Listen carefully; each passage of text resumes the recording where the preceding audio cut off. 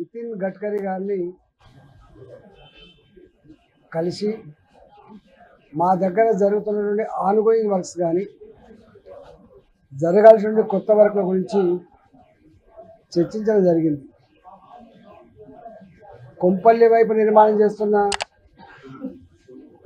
ఫ్లైఓవర్లు కానీ అండర్ పాస్ల గురించి, గత అనేక సంవత్సరాలుగా నత్తనడక నడుస్తున్నటువంటి ఉప్పల్ ఏరియా ఫ్లైఓవర్ల గురించి, రేపు కట్టబోయేటువంటి షామిరిపేట సైడ్ ఉన్నటువంటి ఫ్లైఓవర్ల గురించి, ఇవాళ నిర్మాణం అవుతున్న ఎల్బీ నగర్ దిక్కు జరిగేటువంటి అండర్ పాస్లు ఫ్లైఓవర్ల గురించి, అదేవిధంగా కరీంనగర్ జిల్లా పర్టికులర్గా హుజరాబాద్లో జరిగేటువంటి హైవే నిర్మాణం గురించి పూర్తి స్థాయిలో చర్చించడం జరిగింది.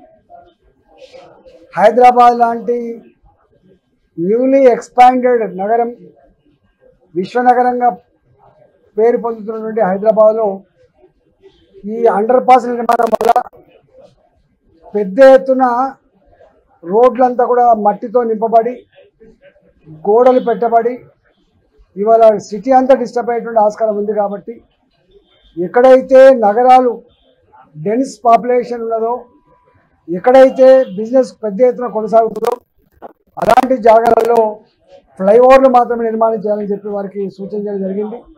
ఇవాళ పనామా గోడౌన్స్, వనస్థలిపురం, హయత్ నగర్ వరకు 125 కోట్ల రూపాయలతో ఇవాళ దాన్ని కన్వర్ట్ చేయాలని చెప్పి గతంలో ప్రతిపాదన పెడితే దాని సూత్రప్రాయంగా వారు అంగీకరించడం జరిగింది.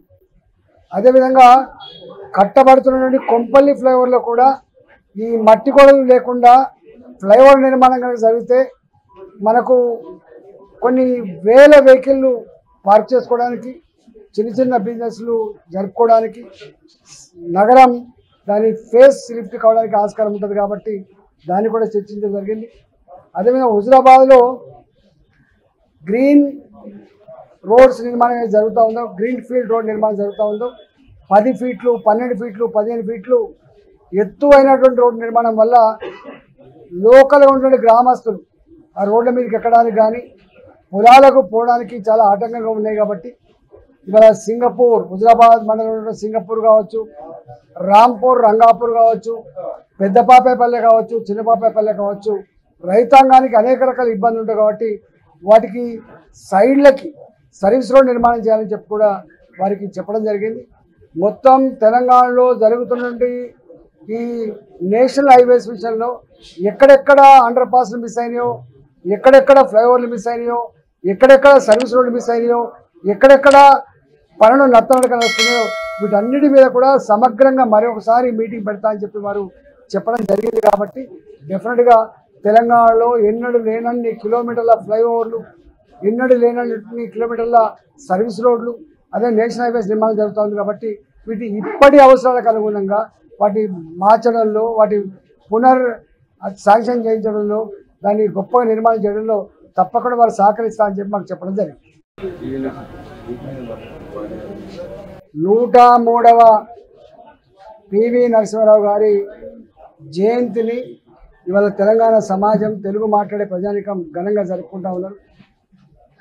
స్థితప్రజ్ఞుడిగా, బహుభాషా కోవిదుడిగా, రాజనీతికుడిగా, కష్టకాలంలో ఈ దేశాన్ని ఆర్థికంగా పురోగమింపజేయడంలో ఎనలేని కృషి చేసినటువంటి మహనీయుడిగా, ఇవాళ తెలుగు బిడ్డగా, మరీ ముఖ్యంగా మా కరీంనగర్ బిడ్డగా వారి పేరు ఇప్పటికీ గర్వంగా చెప్పుకుంటా ఉన్నాం.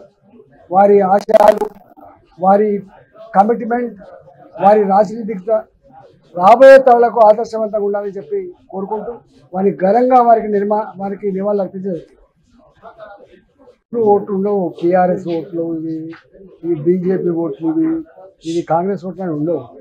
80% పైబడి ప్రజానీకం అంతా కూడా అప్పటి పరిస్థితులను బట్టి, అప్పటి అవసరాన్ని బట్టి, అప్పటి నాయకులను బట్టి, అప్పటి పార్టీ ఎజెండాని బట్టి ఓట్లేస్తారు తప్ప బీఆర్ఎస్ పార్టీకి 60% ఓట్లు ఇవన్నీ అవగాహన లేని మాట్లాడే మాటలు ఎవరు ఉండవు. భారతీయ జనతా పార్టీని దేశంలో గెలిపించాలనుకున్నారు. ప్రధానమంత్రి మోడీ గారిని మూడోసారి ప్రధానమంత్రి చూడాలనుకున్నారు.